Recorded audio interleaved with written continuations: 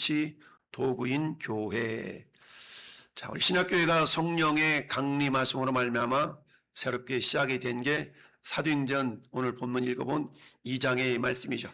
자, 우리가 예수님의 어떤 모습을 드러낼 수 있는 상징적인 그런 현상들, 그런 것을 우리가 7가지의 절기를 통해서 생각해 보았죠.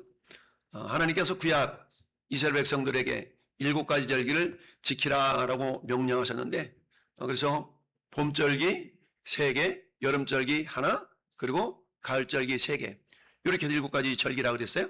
7가지 절기를 통해서 우리는 예수 그리스도의 구속사적 완성을 우리가 바라볼 수가 있는데요. 그래서 첫 번째 절기인 유월절, 예수께서 유월절 어린 양으로 이 땅에 오셨다. 두 번째, 그 유월절이 예수님에게만 이루어진 것이 아니라 우리에게도 이루어져야 된다고 그랬어요.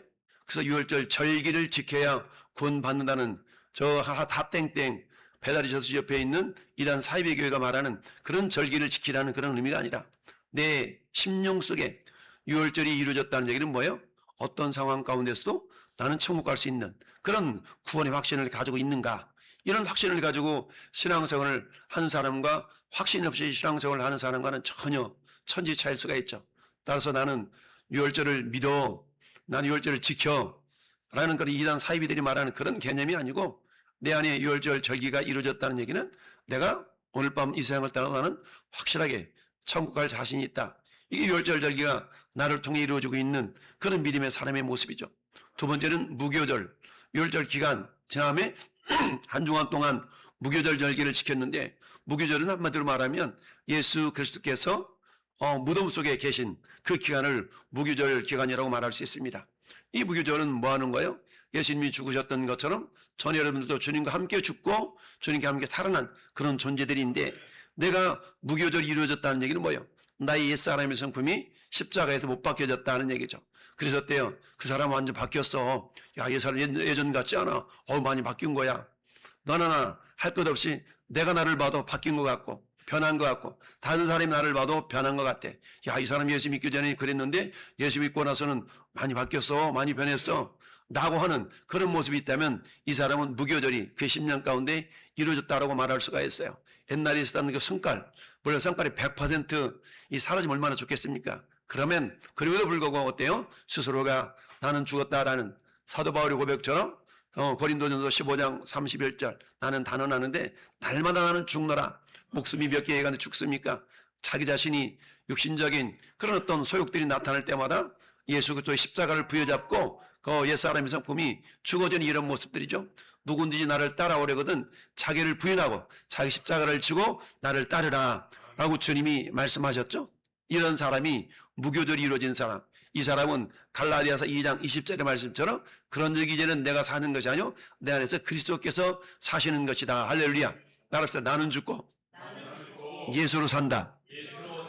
이게 무교절이 이루어진 인생을 할 수 있습니다. 세 번째가 초실절이라고 하는데, 초실절 기간은 무교절 중에 초실절이 이루어지게 되는데요, 초실절에 예수께서 부활하신 겁니다. 할렐루야. 따라서 내가 초실절이 이루어진 존재라는 얘기는 예수님이 부활하신 것처럼 나도 부활했다. 고린도전서 15장이 부활장인데 예수 그리스도를 부활의 첫 열매다라고 표현하고 있어요. 그렇다면 그를 믿는 우리들은 어때요? 두 번째, 세 번째 부활의 열매들이 된 것이죠. 따도 오늘 우리는 부활의 첫 열매, 즉 첫째 부활에 동참하고 살아가고 있는 존재들입니다. 할렐루야. 따라 우리는 또 이미 죽었던 우리가 예수님의 보혈의 능력으로 다시 살아남을 당한 자들이에요.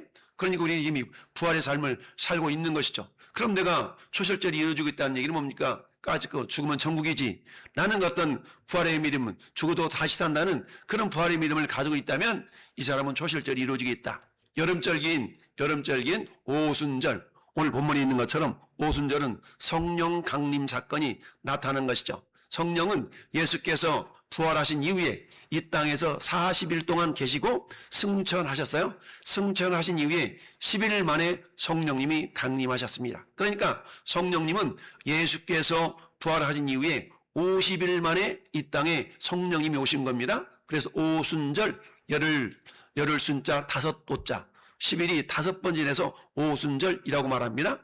그렇게 해서 예수님이 부활하신 이후에 50일 만에 성령님이 강림하셨다. 성령의 강림은 결국 신약교회가 시작된, 생성되는 그런 모습을 보여주고 있는데요. 자, 오늘 같이 읽어본 이 본문의 내용을 통해서 오늘 말씀의 제목처럼 그리스도의 통치 도구인 교회라는 얘기입니다. 여러분, 구약에서 하나님은 성막과 성전, 성막은 텐트를 말하는 거고요. 성전은 건축물을 말하는 겁니다.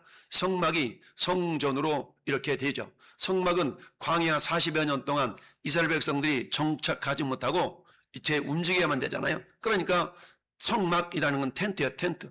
텐트는 언제든지 개서 움직일 수 있는 그런 준비가 된 것이 성막이죠. 이 성막은 장차 예루살렘에서 지어질 성전을 예표하고 있는 것이죠.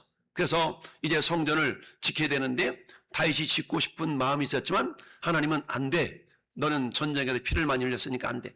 대신 네 몸에서 날 씨를 통하여 성전을 지켜야 할 거야. 그 사람이 솔로몬이었죠. 그래서 솔로몬이 성전을 지켜야 됩니다. 그리고 성전을 짓고 성소와 지성소를 이렇게 나누게 되죠. 그래서 성소는 10규빗, 10규빗, 지성소는 10규빗, 10규빗, 그리고 성소는 10규빗, 20규빗, 직사각형, 그리고 지성소는 정사각형. 그 안에 법궤가 있었죠. 법궤는 하나님의 임재의 상징. 그래서 성전을 통해서 뭐 했어요? 임재하시며 언약 백성을 다스리셨던 겁니다. 이는 장차 오실 참 성전 대신 예수 그리스도의 그림자였던 것이죠. 그러니까 성전은 구약시대의 성막과 성전은 예수 그리스도의 모형인 거예요. 예수 그리스도의 모형. 따라서 구약의 성막과 성전을 통해서 메시아를 바라볼 수 있도록 주님이 역사하셨던 것이죠. 그러니까 성막과 성전은 예수 그리스도의 그림자라고 말할 수가 있는 겁니다. 따라서 십자가에서 이제 언약을 예수님이 완성하셨죠. 그리고는 어떻습니까? 테텔레스타이, 다 이루었다. 우리 모든 인간은 아담의 후손으로 이 땅에 태어나서 죄의 삭은 뭐예요? 사망. 죄의 삭은 사망이에요. 우리 인간의 능력으로는 죄의 문제, 죽음의 문제를 결코 해결할 수 없다 그랬죠? 그래서 그 문제를 해결하시기 위해서 죄 없으신 하나님께서 인간의 모습으로 인카네이션, 성육신 하셔서 우리 모든 죄짐을 다 담당하시고 주님이 십자가에서 죽으셨다. 그래서 담당했다. 다 이루었다라 그랬죠? 다 이루었다라는 단어는 상업적인 용어다 그랬어요. 어떤 사람이 빚을 엄청 졌는데 누군가 와서 빚을 다 갚아준 거예요. 이때 사용했던 언어가 테텔레스타이라는 얘기입니다. 이게 테를로스라는 그런 단어에서 왔다고 그랬어요. 이 테를로스라는 단어는 상업적인 용어인데 임금, 지불, 끝 뭐 이런 의미가 담겨져 있어요. 그래서 예수님이 다 이뤘다라는 말씀은 전 여러분들 모든 죄가 죄의 대가가 그 뭡니까? 죽음이잖아요. 그러니까 우리는 죽을 수밖에 없고 영원히 죽어야 되는데 그 죽음을 우리 주님의 보혈로 대신 이렇게 갚아주셔서 우리가 다시 사는 존재가 되었습니다. 할렐루야. 그래서 성령을 통해서 이제는 이 땅 위에 교회라는 새로운 통치 도구를 세워주셨다는 얘기죠. 이거 우리가 그림으로 본다면 이런 겁니다. 저 구약시대 왼쪽에 밑에 있는 것이 성막이거든요. 성막. 저 성막이 이제 저 예루살렘에 오면서 위에 있는 성전으로 바뀌어지게 되죠. 성전으로 바뀌어집니다. 그 성전 앞에는 큰 두 기둥이 있는데 오른쪽 기둥을 야긴, 왼쪽 기둥을 보아스라고 한다겠죠. 야긴, 저가 세우리라. 보아스, 그에게 능력이 있다. 그러니까 예수님이 세우시고 예수님에게 능력이 있는 겁니다. 그러니까 교회라는 공동체는 결국 주님이 세우시고 주님이 이루어 가시는 겁니다. 할렐루야. 그렇지만 오늘날 주님이 세우시고 주님이 이루어 가시기 때문에 난 아무것도 안 해. 그게 아니라 주님, 그렇다면 내게 능력 주신 자 안에서 내가 모든 것을 할 수 있느냐. 이제는 어때? 주님, 내가 세우게 했나이다. 나에게 능력이 있습니다. 나는 믿음의 고백을 가지고 그런 믿음의 고백을 가지고 있는 성도들의 모임 자체를 우리는 교회라고 말하는 겁니다. 할렐루야. 따라서 하나님은 교회라는 공동체를 통해서 하나님은 나라를 확장시켜 나가거든요. 근데 하나님을 확장시켜 나가는 누구를 통해서 그 성령의 임재하심을 깨닫고 성령의 인도하심에 겸손하게 순종하는 사람들을 통해 순종과 복종을 통하여 그 하나님 나라를 이루어 가십니다. 그래서 어때요? 예수님은 지금도 테텔스타이 다 이루시고 어땠습니까? 사흘 만에 부활하셔서 하늘 보좌 우편에 앉아 계시는 거죠. 그 하늘 보좌 우편에서 앉아 계신다는 개념이 결국 그래서 아무것도 일하지 않는 것이 아니라 그 보좌에 앉으셔서 뭐 하는 거예요? 지금도 통치하고 계신다. 그래서 우리는 신앙 고백할 때 어때요? 하나님 보좌 우편에서 일하시다가 라는 말로 우리가 지금 고백을 하고 있는 것이죠. 그래서 어때요? 하나님이 일하시는데 어떻게 일하셔요? 그분이 성령님을 보내주심으로, 할렐루야, 성령님을 보내주심으로 그 성령을 통하여서, 그 성령님은 어떻습니까? 제 안에, 여러분 안에, 개개인의 심령 속에서 성령님이 내주하시면서 결국 하나님의 통치를 여전히 이루어가고 계신다라는 얘기입니다. 우리가 읽은 사도행전 2장은 그래서 부활 승천하신 왕이신 우리 주님께서 성령을 부어주심으로 약속하신 하나님 나라의 통치를 이 땅에 시각화하신 역사적인 현장이다라는 얘기입니다. 따라서 같이 읽어봅니다. 시작. 교회는부터 시작.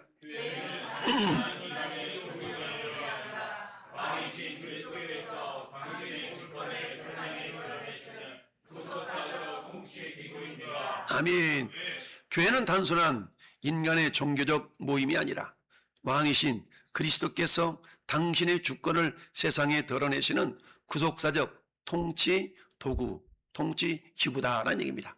오늘 본문을 통해서 그리스도께서 교회를 통해서 세상을 다스리시는 세 가지 구속사적 원리를 한번 우리가 점검해 보고자 합니다. 첫째, 제목 읽어봅시다. 시작. 그렇습니다. 우리 주님은 오늘날 우리 가운데 성령님으로 임재해 계시는데 그리스도의 왕권, 주님의 왕 되신 권리가 우리를 통하여 나타나야 돼요.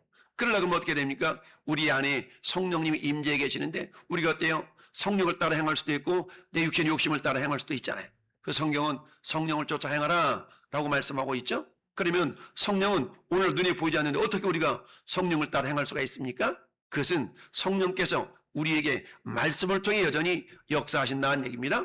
말씀 우리에게 주시고 그 말씀을 깨닫게 하시고 그 말씀을 우리가 순종하고 싶은 그런 마음을 누가 줘요? 성령이 주시는 겁니다. 할렐루야. 순종할 수 있는 능력도 주시고 순종할 수 있는 믿음과 마음을 주시는 분이 성령님이셔요. 할렐루야.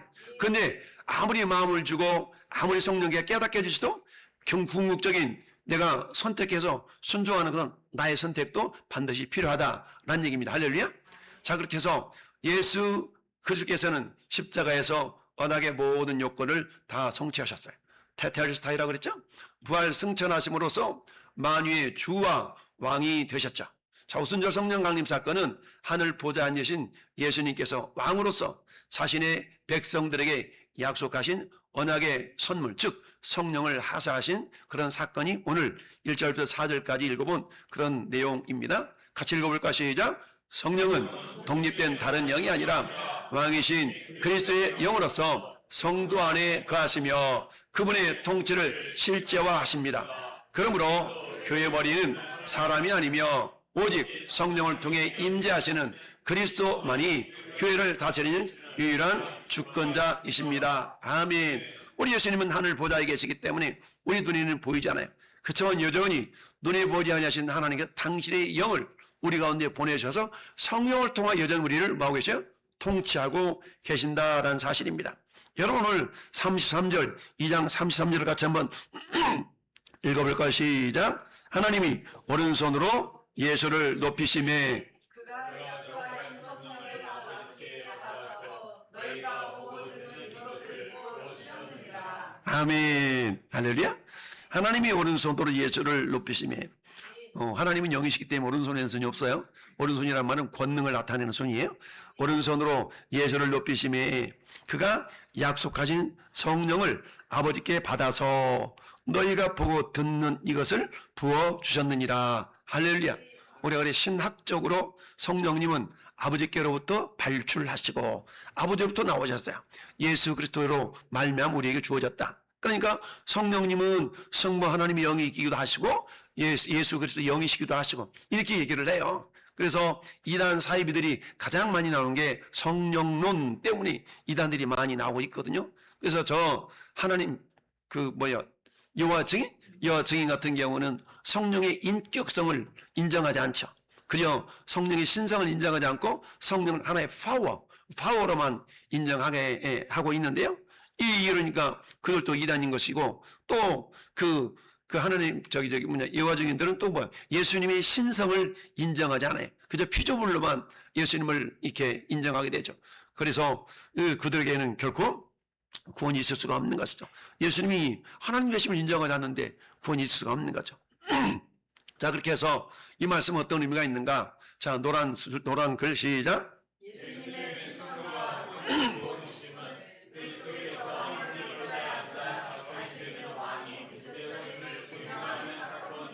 아멘. 주님이 올라가셨어요? 올라가시고 우리에게는 어때? 성령님을 보내주셔서 그 성령을 통해서 우리에게 뭐예요? 이제 통치하시는 것이죠. 여러분, 한 나라의 왕과 한 나라의 대통령들이 왕으로 생각해 봅시다. 왕이 딱 앉아있으면 각 지방마다 오늘날로 말하면 도지사들, 시장들을 다 세워서 그들을 통해서 통치하는 것 아니겠습니까? 그런 것 똑같이 왕은 대통령의 왕궁에 청와대에 있지만 그를 통해서 모든 지시가 이렇게 내려지게 되면 지방마다 도지사들이, 시장들이, 군수들이 어때요? 그 역할을 잘 감당해내는 것도 똑같이 천국 보좌에는 우리 주님이 계시는데 그 주님께서 어때요? 전령들을 우리에게 다 파송하신 것처럼 성령님을 통하여 각 교회마다 저와 여러분들 어때요? 통치하시고 다스리신다. 그러니까 예수님 뭐 하신 거예요? 왕이시다 라는 것을 우리에게 보여주고 있는 것이죠. 에베소 1장 22절 23절 같이 읽어봅니다. 시작. 또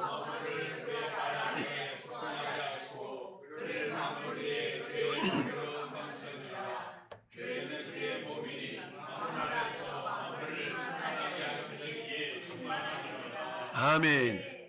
자, 이거 뭐예요? 그리스도의 부활이 없다면 성도가 주를 위해 살아갈 영적인 삶의 목적과 동력 자체가 사라질 수밖에 없다라는 얘기입니다.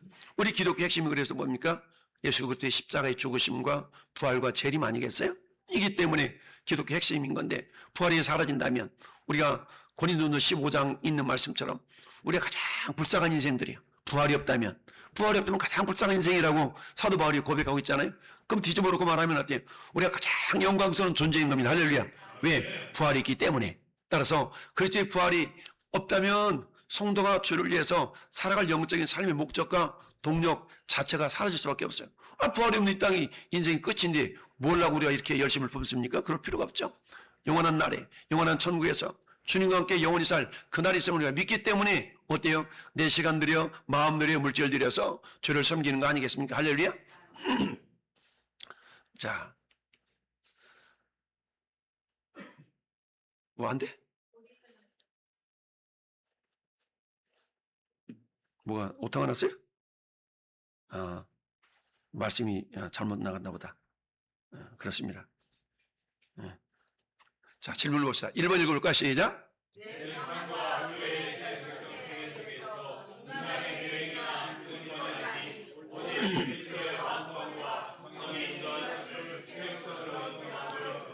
아멘. 참 이게 굉장히 중요하죠.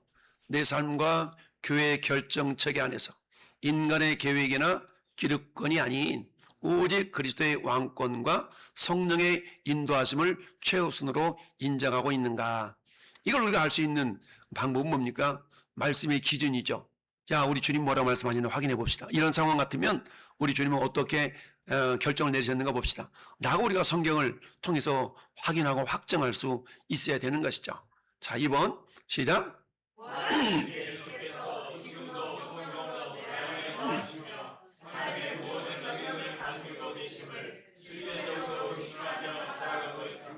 아멘. 실제적으로 의식하며 살아가는 그런 모습을 뭐라고 얘기해요? 꼬람대오. 하나님의 면전에서 꼬람대오. 꼬람이라는 앞에서 대오란 말은 데우스의 약자인데 데오. 하나님 앞에서 이런 뜻이거든요. 그러니까 늘 어른이 여기서 지켜보고 있다고 생각해 보세요. 어른이 지켜보고 있는 애들이 지 맘대로 살아요? 못 살지. 어른이 이렇게 지켜보고 있는데 그런 것처럼 하나님께서 눈에 보이지 아니하시지만 성령께서 일단은 내 안에 계시고 항상 내 모든 영역을 다스리고 계신다라는 것을 우리가 인정한다면 어때요? 하나님의 말씀이 그 순간에 생각이 나는 거야.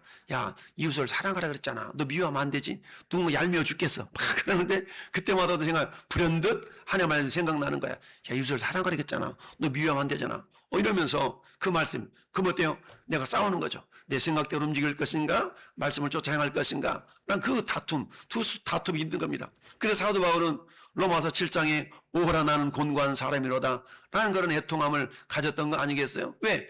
내가 신앙생활 잘 해야 된다는 거 알아. 예수 믿고 신앙생활 하는 사람 치고 다 신앙생활 개떡같이 할래 이런 사람 아무도 없거든요. 뭔가 좀 잘해보고 싶고 이런 마음 다 있어요. 근데 어때요? 다 잘하는 건 아니잖아요. 왜요? 내 마음속에 육신의 생각이 져서 그런 거, 육신의 생각 져서 그런 거. 그거 싸우면서 이겨야 되는데, 지면 성령의 생각보다 육신의 생각을 이렇게 따라가기 때문에, 그러고 나서 어떻게 우리가 뭐예요? 우리가 후회하잖아요. 후회. 우리 인간이 가지고 있는 이성이 한계가 있으면 우리가 깨닫는 겁니다. 그러니까 어때요? 날마다 나는 죽노라. 라는 고백이 대사도 바울도 어때요? 100% 말씀에 순종하는 삶을 살았던 존재가 아니기 때문에 오호라 나는 곤고한 사람이로다. 이 사망의 몸에서 누가 나를 건져내라. 즉 성령이 아니고서는 행할 수 없음을 철저하게 고백하고 시인하고 있는 그런 모습이 로마서 7장에 있는 것이죠. 그럼에도 불구하고 내 마음이 주를 향한 마음이 신실하다면 그런 가운데서 죄책감으로 어떤 마귀 사탄이 우리 가운데 죄책감을 심어주어서 거기에 눌리지 아니하고 성령으로서 행하려는 그런 마음 자체가 정말 하나님으로부터 자유함을 넣는 그 모습으로 이렇게 나아가게 됨을 로마서 8장 1절, 2절, 3절에는 다시 표현해 나타내 주고 있는 것이죠. 그렇습니다. 이처럼 주님께서 전의 삶 속에서 여전히 성령을 통해서 우리를 뭐하고 있다? 다스리고 계신다라는 얘기예요. 두 번째 시작. 다시 한번 시작.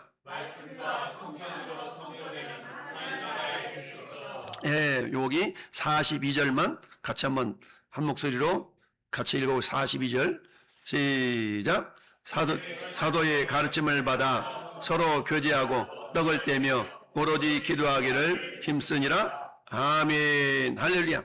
여기 보면 크게 세 부분도 말씀하고 있죠. 첫째, 사도들의 가르침을 받았다. 두 번째 뭐예요? 교제하며 떡을 뗐다. 세 번째 뭐였다? 기도하기를 힘썼다. 이 말씀하고 있는 것이죠. 자, 왕이신 그리스도께서는 교회를 다스리실 때에 무질서하게 일하지 아니하시고 사도들의 가르침, 즉 말씀과 떡을 떼는 것, 이걸 성찬과 교제, 친교라고 표현할 수 있는 거예요. 그 다음에 어때? 통치 수단으로 사용하고 계신다는 얘기입니다. 노란 글씨 한번 읽어봅니다. 시작. 아멘.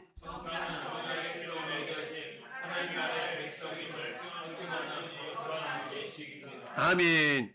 사도들의 가르침이라는 것은 왕의 법을 선포하는 거야. 여러분, 우리나라의 최고의 법이 뭐예요? 헌법이죠. 헌법. 최고의 헌법입니다. 그 헌법을 어때요? 저 법정에서 당신은 법을 어겼습니다 라고 뭐 하는 거예요? 그 법의 기준에 의해서 우리 행동이 잘못됐다, 잘 됐다라는 것을 판결해 주는 것이죠. 사도들의 가르침이 마찬가지입니다. 여러분, 우리는 세상 법도 따라되지만 우리는 하나님의 법도 따라되는 겁니다. 하나님의 법에 대해서 우리가 알지 못하면 내 마음대로 살아갈 수밖에 없죠. 그래서 우리는 뭐 하는 겁니까? 말씀을 배우고 익히고 훈련하는 거예요. 사도들의 가르침은 결국 왕의 법을 선포하는 겁니다. 왕의 법이 이렇습니다. 여러분, 저 나라에서 법을 공포하고 나서는 법이 이렇습니다라고 딱 공표하잖아요.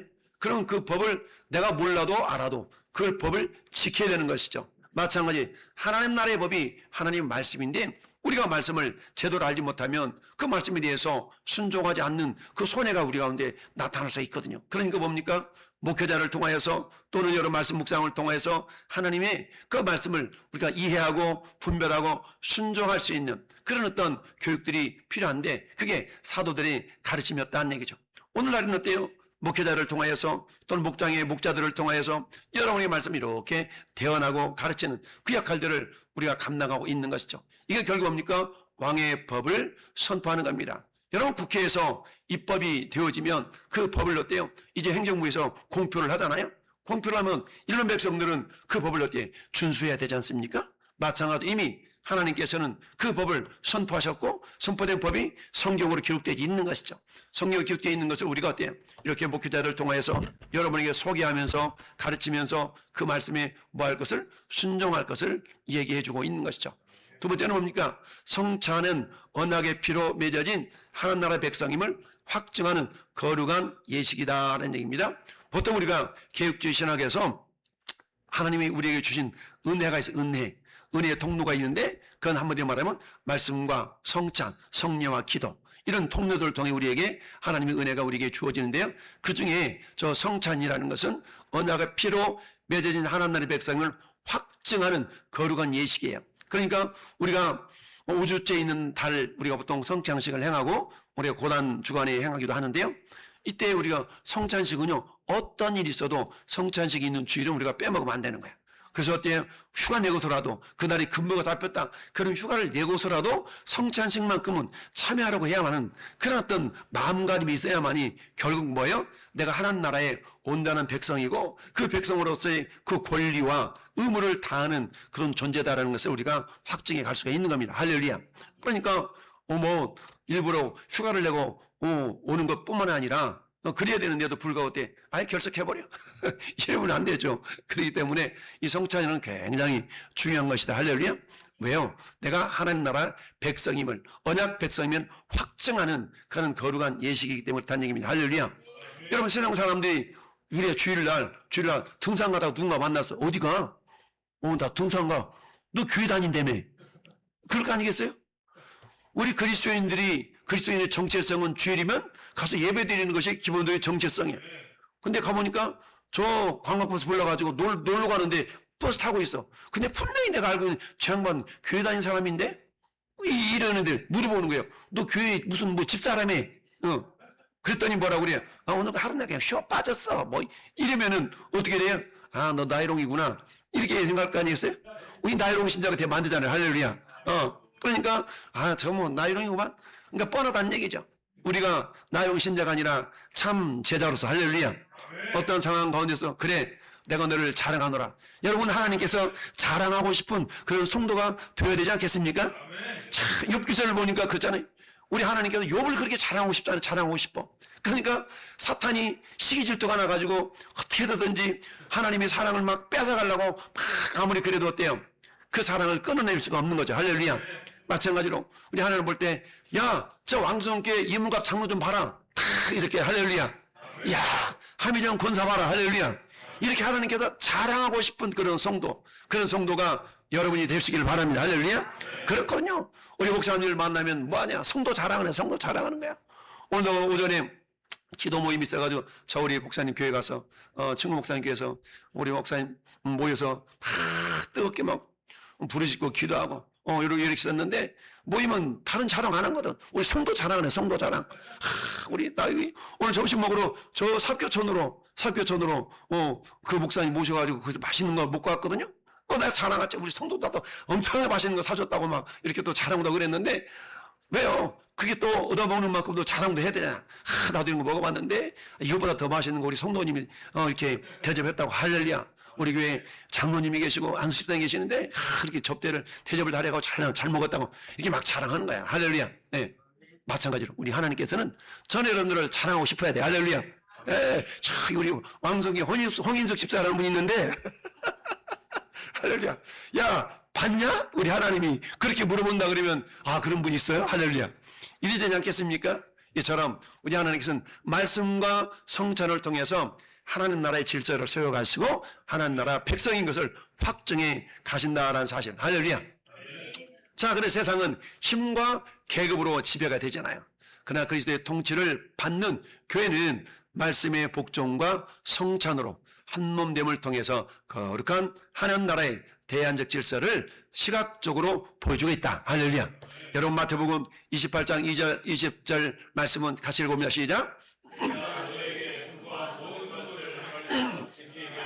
볼지어다 내가 세상 끝날까지 너희와 항상 함께 있으리라 하시니라. 아멘. 항상 함께 있어. 무엇으로 있어요? 성령님으로 말미암아 항상 우리 주님과 함께 있어요. 그 성령님은 내가 너를 떠나지 아니하고 내가 너를 버리지 않는다 라고 주님 히브리서에도 말씀하고 있지 않습니까? 성령님 나를 떠나지 않고 버리지 않아. 그러니까 어때? 내가 천국 갈 때까지 그 성령이 나를 계속 인도해가는 거 아니겠습니까? 성령이 내 안에서 때로는 어때요? 말씀이 불순종하면 성령님 내 마음 가운데 찔림을 주시는 거예요. 자꾸 책망을 해. 야, 너 그러면 안 되는 거야? 집사야? 김집사야? 이집사야? 다 그러잖아요. 너 목사가 돼가지고 그러면 안 되지. 계속 찔림을 주는 겁니다. 그 찔림을 통해서 우리가 어때? 돌이키는 거죠. 그래서 성령님은 우리를 책망하시기도 하시고, 성령 우리를 격려하시기도 하시고, 성령 우리를 위로하시기도 하시고, 할렐루야. 이처럼 성령께서 우리에게 깨닫게 해주시는 겁니다. 그래서 그리스도의 통치는 그분의 계명과 말씀을 가르치시고 지키게 하는 방식을 통해서 세상 끝날까지 구현이 되는 겁니다. 할렐루야. 여러분, 말씀이 아무리 주어져도 순종하지 않고 내 마음대로 살아봐. 이 사람은요, 예수 안 믿는 사람과 크게 다를 바가 없어요. 다를 바가 없는 거야. 그러니까 어때? 하나님의 통치라는 것은, 통치는요, 법이 있어야 통치가 이루어지는 거거든요. 법이 없이는 통치가 안 되잖아요. 대한민국을 통치하는 것은 법의 법. 가장 기준이 되는 것은 헌법이잖아요. 헌법. 헌법이 있으면 헌법을 기준으로 해서 뭐예요? 명령이 있고 규례가 있고 규칙이 있고 조례가 있고 이런 거 아니겠습니까? 그런 것처럼 하나님의 통치라는 것도 마찬가지. 그분의 계명과 말씀, 명령을 가르치시고 지키는 방식을 통하여서, 지키게 하는 방식을 통해서 세상 끝날까지 우리에게 실천하고 계신다라는 사실입니다. 여러분 고린도전서 11장 26절 같이 읽어봐요. 시작.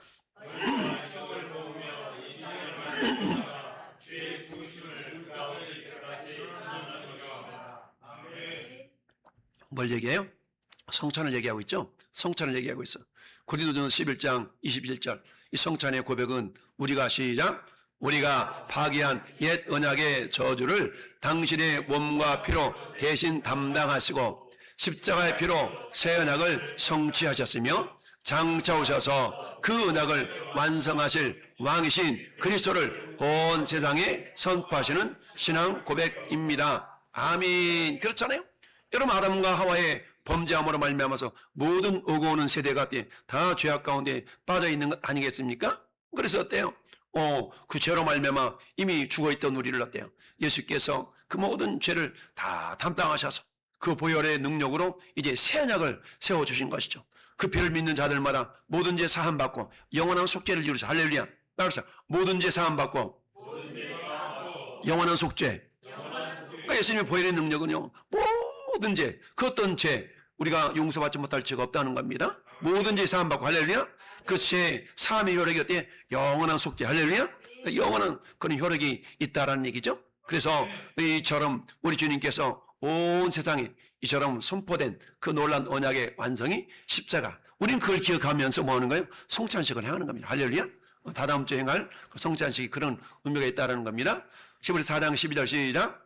하나님의 말씀은 살아있고 활력이 있어 좌우의 날선 어떤 검보다도 예리하여 혼과 영과 관절과 골수를 찔러 쪼개기까지 하며 또 마음의 생각과 뜻을 판단하나니. 아멘. 참 그렇잖아요. 아까 말씀드렸던 것처럼 하나님의 말씀은 인간의 죄성을 뭐예요? 수술해요. 수술해. 계속 어때? 내가 불순종하면 책망하라시네. 성령이 감동해서 책망을 해. 너 그렇게 하면 안 되잖아. 너 그렇게 하면 안 되잖아. 찔림이 있을 때 우리는 뭐 하는 거야? 회개하고 돌아오는 거죠. 주님 잘못했어요. 다시 순종하고 또 격결 갈 때마다 성령께서 우리 마음과 찔림을 주시는 거야. 야, 그럼 어때요?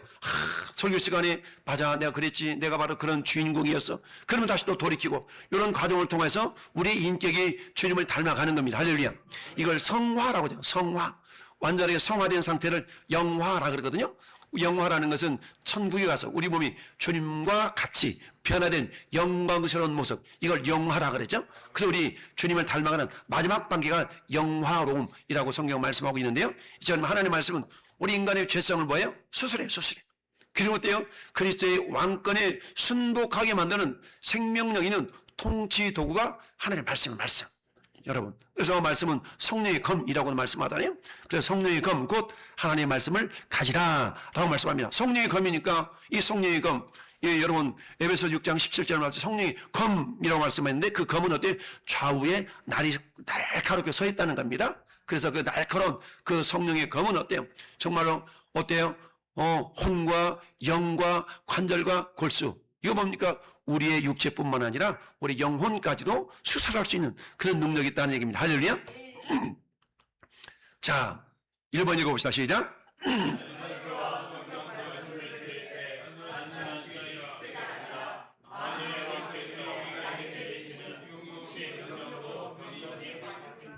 할렐루야. 여러분, 대달령으로 사람들이 하나님의 말씀을 받을 때에 뭐요? 사람의 말로 받지 아니하고 뭘로 받았다고 그랬어요? 하나님의 말씀, 사람의 말로 받지 않냐고 하나님의 말씀으로 받음이니. 할렐루야. 그 말씀을 믿는 자 가운데 역사한다 그랬거든요. 오늘 제가 한 목사 입술을 통해 선포된 이야기가 제 개인적인 이야기라면 여러분 안 들어도 괜찮아. 근데 저를 통해서 대신 말씀하시는 방식을 통해 하나님 오늘도 역사하시거든요. 할렐루야. 그 다음에 그 말씀이 여러분이 하나님의 말씀을 받아들일 때에 여러분이 순종하면 하나님의 복이 여러분 임하게 되는 줄을 믿어요. 할렐루야. 두 번째 읽습니다. 시작. 성찬과 성도의 교제에 참여할 때에 십자가 언약의 피로 세워진 하나님 나라 백성이라는 거룩한 정체성을 가슴 깊이 확인하고 있습니까? 할렐루야. 여러분이 성찬을 이렇게 참여할 때마다 그래 내가 주님의 귀한 몸이지, 주님의 귀한 자녀지 라는 것을 여러분들이 확증하면서 이렇게 자신감을 갖고 살아가라라는 그런 의미인 겁니다. 할렐루야. 결국 세 번째는 읽어봅니다. 시작. 유기적 통용과 그렇습니다. 하나님 자녀들은 어때요? 그 흐리멍텅하게 살아가는 존재가 아니라 역동성 있는 그런 미래 모습을 가지고 살아가는데요. 결국 그리스도의 통치를 받는 그 성도들의 모습이 초대교회 때 어떻게 보여졌는가 따라서 그 모습이 오늘 이 시대를 살아가는 우리 교회도 그런 모습들로 나타나야 된다. 비록 어느 정도 어떤 방법은 다르지만 그 양상, 기본적인 원리는 똑같아야 된다는 거예요. 이것은 뭐냐? 통치기만 초대교회는 자기 소유를 주장하지 않고 유무상통했다 그랬잖아요. 은혜를 나누는 은혜의 통용. 은혜는 나누면 커집니다. 할렐루야. 은혜는 나눌수록 커진 겁니다. 뿐만 아니라 하나님을 찾으면 삶을 통해서 구원의 역동성을 세상에 나타냈다. 세상 사람들을 바라볼 때 야, 저 예수 믿는 사람들 뭔가 달라 라고 말할 수 있는 거 아니겠습니까? 여러분, 우리 초대교회 역사뿐만 아니라 정말 복음 때문에 엄청난 고난을 당하면서도 저 땅속으로 이렇게 숨어 들어가면서도 복음을 지켰던 그런 믿음의 선진들의 모습이 있었던 것 아니겠습니까? 구약 선지자들이 예언했던 하나님 나라의 복이 그리스도의 안에서 현실화된 이런 모습들이 어때요? 정말 율법이 강요가 아니라 은혜의 결과였다라는 사실입니다. 그렇습니다. 내가 억지로 어쩔 수 없이 그러는 것이 아니라 주님의 은혜에 밀려서 마치 사도 베드로가 베드로전서 4장에 말씀하신 것처럼 누가 말하려면 하나님의 말씀을 하는 것 같고 누가 봉사하려면 성령이 공급하시는 뭘로? 힘으로 하는 것 잘하는 얘기입니다. 할렐루야. 네, 그렇습니다. 우리가 수레를 끌고 가는 그런 것이 아니라 성령이 우리를 끌고 가는 그런 어떤 믿음의 모습들이 성령을 통해서 나타날 수밖에 없다는 얘기입니다. 같이 읽어봅시다. 시작. 교회가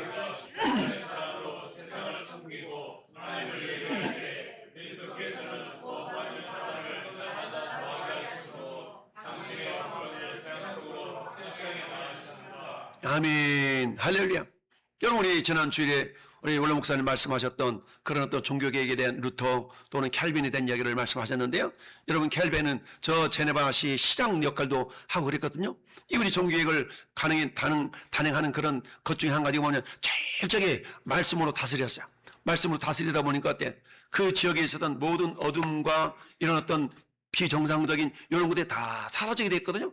다 사라지게 되면서부터 성경에서 말씀하신 하나님의 공의로움이 그 전 도시에 이렇게 나타나게 되었어요. 그러니까 부정이 사라지고 정직이 회복이 되니까 그 도시 경제 자체가 살아난 놀라운 그런 산 증인들, 경험들이 나타나게 됐거든요. 이게 제네바시에 임했던 그 하나님 나라의 모습, 역동적인 모습이 스위스 제네바시에 나타나게 되어서 그 모습들이 이제 어때요? 오늘 개혁주의 신학을 우리가 표방하고 있는 우리 어떤 합동측 어떤 신학을 근거를 하고 있는데 이런 어떤 믿음을 가지고 있는 성도들로 이루어진 삶이 하나는 확장되어져 간다면 하나님의 공의가 실현되어지는 그런 정의가 실현되어지는 그런 나라가 이루어질 수가 있다는 겁니다. 할렐루야. 이 모습을 우리 주님은 산상수훈에서 마태복음 5장 16절에 이렇게 말씀하잖아요. 시작. 이같이 너희 빛이 사람 앞에 빛이 가요 그들로 너희 착한 행실을 보고 하늘에 계신 너희 아버지께 영광을 돌리게 하라. 아멘. 너희 빛이 사람 앞에 빛이 가요. 할렐루야. 그대로 너희 착한 행실을 보고 하늘에 계신 너희 아버지께 영광을 돌리게 하라. 할렐루야. 교회 은혜로운 삶, 나눔. 이것은 하나님의 왕권을 세상에 가시적으로 드러내는 귀한 통로가 된다는 사실입니다. 할렐루야. 그렇습니다. 저는 여러분들이 교회 일원 한 사람 한 사람으로서 교회 지체들이잖아요. 그러니까 내가 저런 역할을 감당할 때 우리 주님이 우리의 모습들이 세상 속에 선한 모습으로 나타나기를 원하시는 겁니다. 할렐루야. 그 모습을 누가 보는 거? 세상 사람들이 이렇게 지켜보는 것.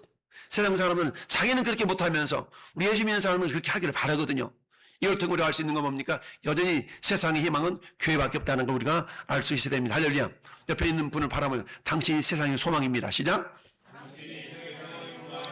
그렇습니다. 교회가 세상의 소망이라는 것은 우리가 세상의 소망이라는 겁니다. 세상 사람들 우리를 바라볼 때 야 그래도 예수 믿는 사람이 좀 낫긴 낫구만 이런 소리가 들려져야 돼. 할렐루야.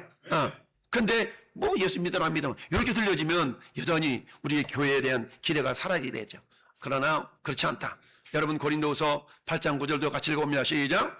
우리 주 예수 그리스도의 은혜를 너희가 알거니와 부유하신 이로써 너희를 위하여 가난하게 되시면 그의 가난함으로 말미암아 너희를 부유하게 하려 하심이니라. 아멘. 여러분, 우리를 부욕해 하신 주님, 우리를 부욕해 하신다는 얘기는 뭡니까? 그 부요함을 내 개인적인 이익의 도구로 사용하는 것이 아니라 그 부요함을 어때? 여전히 부족하고 연약한 지체들을 위해서 흘려보내는 겁니다. 흘려보내는 거죠. 그래서 보니까 어때? 성도의 자발적 나눔. 이 나눔이라는 것은 억지가 아니라 자발적 나눔입니다. 자발적 나눔을 통해서 그 나눔은 나를 위해 자기 몸을 내어주신 그리스도의 구속적 은혜를 본받는 반응이죠. 왜? 예수님은 당신의 목숨을 모든 인류를 위해서 내어주셨잖아요. 그럼 우리가 어때요? 나도 주님의 모습을 본받아서 나도 내 것을 내어주는 겁니다. 할렐루야. 남의 걸 내어주는 것이 아니라 내 걸 내어주는 거죠. 여러분, 내 걸 내어주는 그 삶의 모든 모습들이 주님 앞에 드려지는 헌금이요, 헌신이요, 물질들이 마음들이고 몸들이는 이런 모든 것들은 결국 주님이 나를 위해서 십자가를 흘리셨던 그 보혈의 능력을 본받는 믿음의 삶인 줄 믿습니다. 그렇습니다. 그래서 결국 어때요? 사도행전 1장 8절에 오직 성령이 너에게 임하시면 너희가 권능을 받고 예루살렘과 온 유대와 사마리아와 땅까지 이르러 내 증인이 되리라 라고 말씀하고 있습니다. 여러분, 그리스도의 이 통치는 예루살렘 교회 울타리를 넘어서 어때요? 땅 끝까지 구원받는 백성을 늘려가시는 방식으로 어떻게 된다? 확정되어 가고 있다는 얘기죠. 따라서 하나님의 통치라는 것은 교회 공동체를 통해서 이루어져 가는 겁니다. 할렐루야.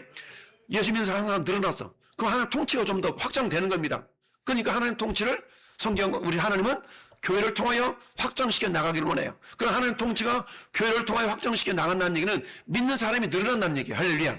이런 방식을 하나님께서는 사용을 해서 당신의 통치가 세상으로 확장되어 나가기를 원하신다는 얘기입니다. 1번 읽습니다. 시작.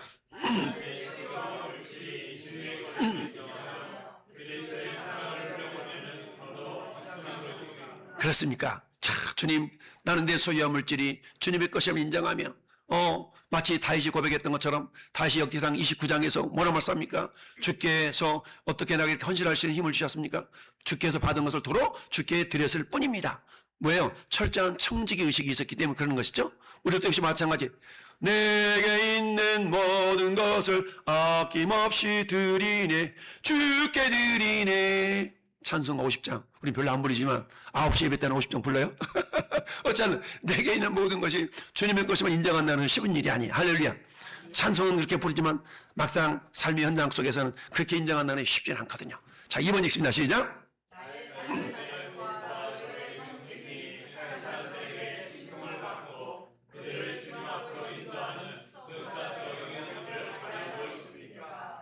여러분들 마찬가지. 내가 사업을 한다면 사업의 현장 가운데서, 내가 직장생활을 한다면 직장생활 가운데서, 나로 말미암아서 우리 직장 분위기가 뭐라고 하지? 화기애애해야 되는데 화기애매하면 안 되잖아요. 나 때문에 화기애매한 관계가 되면 안 돼요. 화기애애한 관계가 돼야 되는데. 할렐루야. 그렇잖아요. 내가 사업을 하는데 그 사람 또 왔어 이러면 안 된다고 그랬죠? 왜 이렇게 안 오지? 이런 사람이 돼야 되는데. 할렐루야. 그러니까 내 삶의 모습을 통해서 어떤 사람이 보니까 알고 봤더니 왕성교회 안수집사님이야, 알고 봤더니 왕성교회 장로님이야, 이러면 어때요? 그 사람들도 나도 그럼 교회 한번 가볼까나? 이런 생각이 들 거 아니겠습니까? 할렐루야. 그런 주인공이 저 여러분이길 바랍니다. 결론 읽습니다. 있습니다. 시작. 승천하셔서 보좌에 앉으신 예수께서 성령을 다스리는 거룩한 통치 도구입니다. 왕이신 주님은 말씀과 성찬을 통해서 하나님 나라의 질서를 구축하시고 성도의 사랑과 찬송을 통해 그 통치의 지경을 세상 끝까지 넓혀 가십니다. 할렐루야. 넓혀 가는 겁니다. 우리가 참년에 없었던 성도들이 있었다면 그 성도를 통해 하나님 통치가 좀 더 확장되어 갔다는 하나의 증거인 줄 믿습니다.